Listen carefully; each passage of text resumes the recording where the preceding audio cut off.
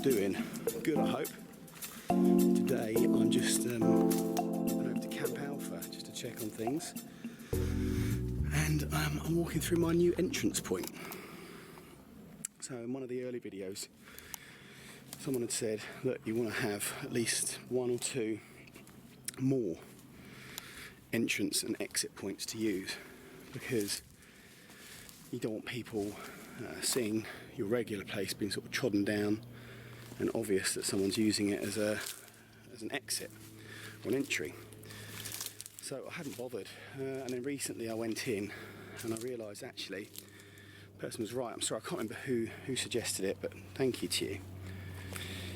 And indeed it was trampled down and the ferns had all died where I'd inadvertently walked over them. So I spent a few hours about a week ago just cutting the path I'm walking through now, through this sort of pine area, just making it easier for me to get into, because as you can see, that's what it sort of is. And there's my path through there. So yeah, I'm just popping through because I want to trial a little piece of equipment, and I thought I'd have a walk at the same time. Right, so we're here in Camp Alpha. So the original walkway is up that way. So in fact it actually cuts off a couple of minutes for me going the way I do with the new entry and exit point. So not much has changed. Ferns have grown up a little bit. Fireplace is still there, with the coal, all the bits left over from Jack's fire. What's that now? Three weeks ago. Anyway, let's get out what I came to show you. Oh, and while I'm here, look, got all the mod cons now. Bottle opener, serving pan, and Mr. Muddy Paws kindly bought me one of those burger grill things. So you chuck the food in, you can just flip it over easily. There's the old grill. What's left of the firewood? Anywho, let's put this together and I'll show you what I've got.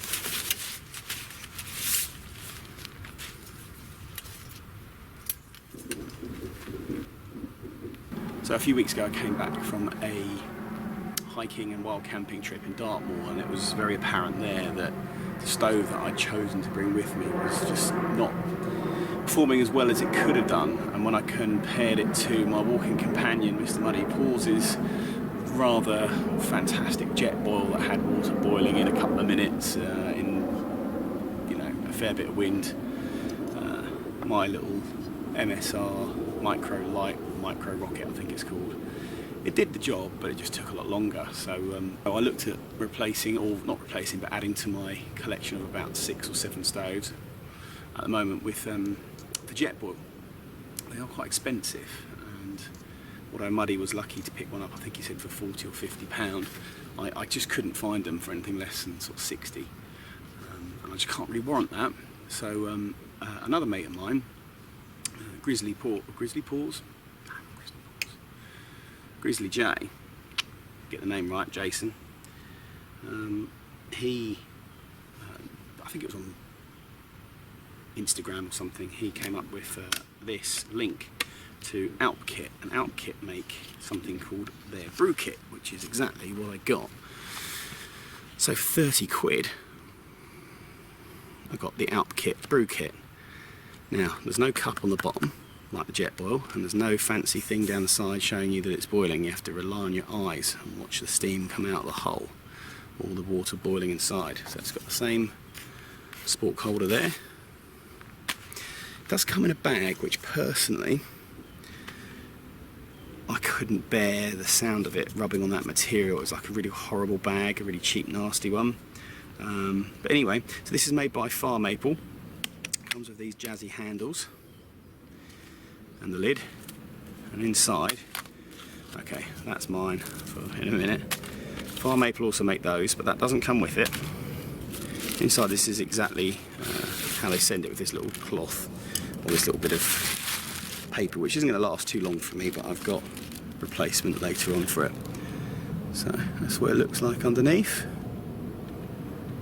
And I'm going to be interested to compare this with Mr. Muddy Paws' version, and it will hold this size canister as well, and that just screws on to the bottom, as they all do. Inside, this holds a litre of water. They've just released a new version, that's why this one was going cheap, I guess. But the new version only holds, I think, 7 or 750 mils. Which is a fair bit less than this one. So you can see the 1 litre point here, and obviously you could put more in if you chose to do so.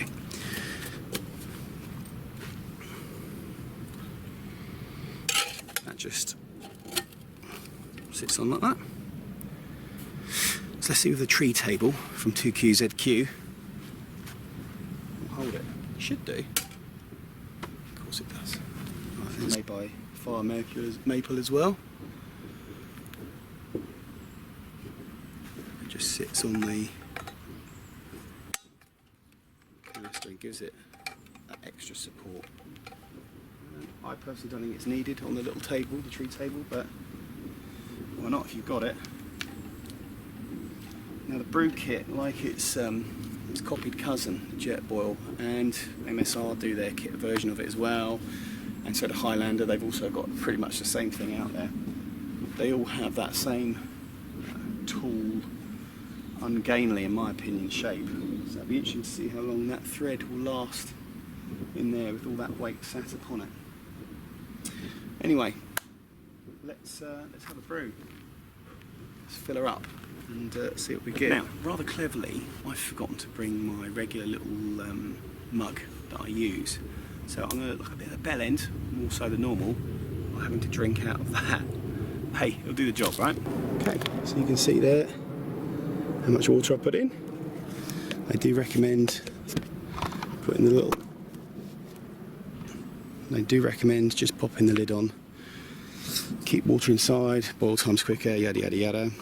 So, gas is on. Just stir it around a bit more. And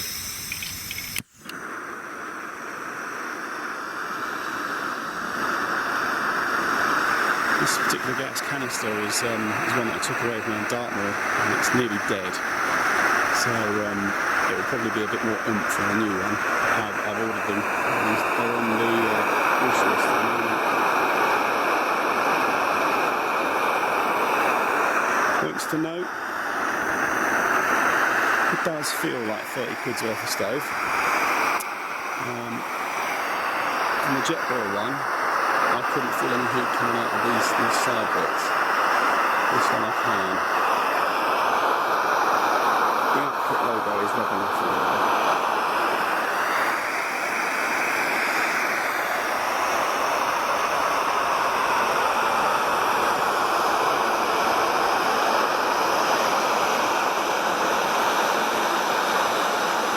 So now as soon as I put the camera down, it started to boil by the looks of it. Let's have a look.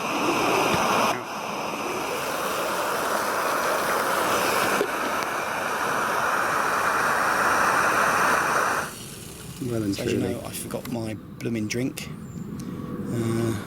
container, so we're going to use this one.